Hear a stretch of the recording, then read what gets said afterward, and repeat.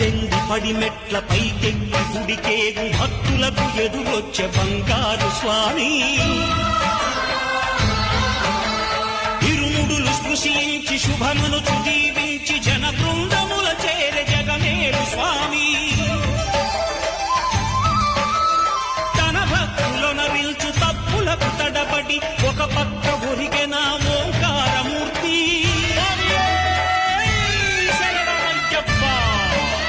స్వాములందరూ తనకు సాయము కాగా ధీమంతుడై లేచే ఆ కన్య స్వామి. పట్టబంధము వీడి భక్తతతికై